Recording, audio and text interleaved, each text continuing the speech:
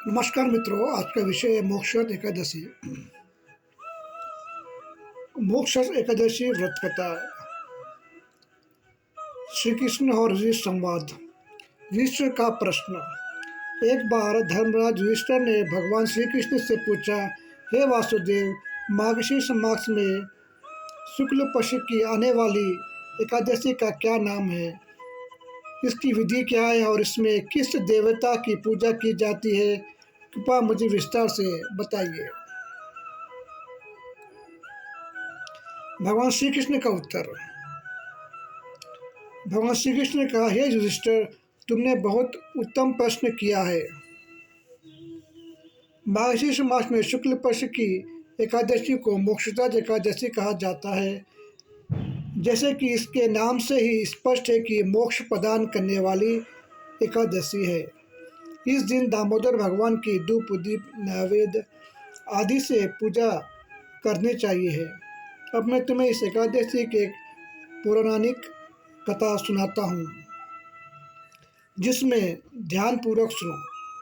यह कथा सुनने मात्र से ही पापों का नाश हो जाता है और पितरों को मुक्ति मिलती है। कथा का प्रारंभ। प्राचीन काल में चंपक नगर में भैकनास नाम का एक राजा राज्य करता था। वह अपनी प्रजा का पालन पिता के समान करता था।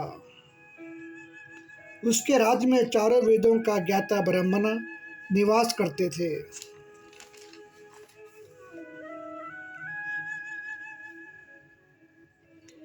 एक रात राजा बैजनाथ ने एक भयानक सपना देखा। उसने देखा कि उसके पिता नरक में पड़े हैं और भीषण कष्ट भोग रहे हैं। सपने में उसके पिता अत्यंत दुखी होकर पुकार रहे थे, हे पुत्र, मैं नरक की यातनाएं भोग रहा हूँ, मुझे इस कष्ट से मुक्त कराओ। पर्वत मुनि से भेंट। सुबह होते ही राजा की नींद खुली और वह अत्यधिक व्याकुल हो गया। वह तुरंत अपने ब्राह्मणों और मित्रों के साथ पास पहुंच गया और उन्होंने अपने स्वप्न के बारे में बताया। राजा ने कहा, मैंने अपने पिता को नरक में कष्ट पाते देखा है। मुझे अब राज्य, धन, पत्नी या पुत्र में कोई सुख महसूस नहीं हो रहा है। उस पुत्र का जीवन, कृपया मुझे कोई उपाय बताए। ब्राह्मणों ने सलाह दी कि राजा के पर्वत मुनि के आश्रम जाना चाहिए, जो त्रिकालदर्शी, भूत, भविष्य और वर्तमान जानने वाले हैं। हे राजन, राजा तुरंत पर्वत मुनि के आश्रम पहुंच गए और उन्हें प्रणाम करके अपनी व्यथा सुनाई। पिता के पाप और मुक्ति का उपाय।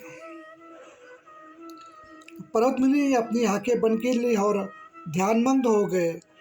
कुछ देर बाद उन्होंने राजा से कहा, हे राजन, मैंने अपने योग बल से तुम्हारे पिता के पूर्व जन्मों के पापों को देख लिया।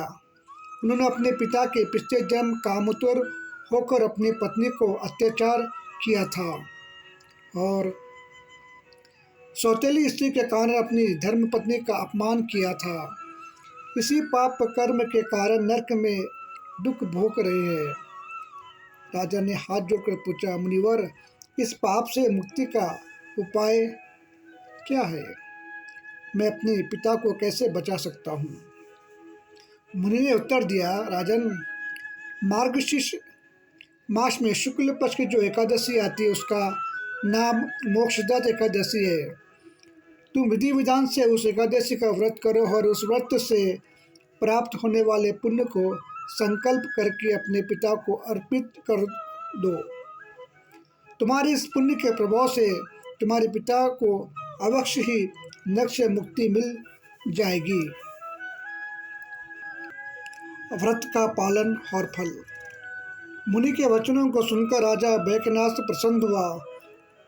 जब मोक्षदा एकादशी का दिन आया तो राजा ने अपने परिवार सहित पूर्ण विधि विधान से व्रत रखा और भगवान श्री हरि की पूजा की। व्रत के अगले दिन द्वादशी को राजा ने ब्राह्मणों को भोजन करवाया और संकल्प लेकर अपने व्रत का सारा पुण्य अपने पिता को अर्पित कर दिया। जैसे ही राजा ने पुण्य का दान किया, आकाश से फूलों की वर्षा होने लगी। राजा के पिता को नरक की यातनाओं से मुक्ति मिल गई और वे आकाश मार्ग से विमान में बैठकर स्वर्ग की ओर जाते हुए अपने पुत्र से बोले, हे पुत्र, तुम्हारा कल्याण हो। और वे स्वर्गलोक को चले गए। अंत निष्कर्ष कथा का सार। श्री कृष्ण ने युधिष्ठिर से कहा, हे पांडव, जो भी मनुष्य श्रद्धापूर्वक मोक्षदा एकादशी का व्रत करता है, उसके स्वयं के पाप तो नष्ट होते ही है, साथ ही यदि उसके पितृ पूर्वज किसी कारणवश कष्ट भोग रहे हो तो उन्हें भी मुक्ति मिल जाती है।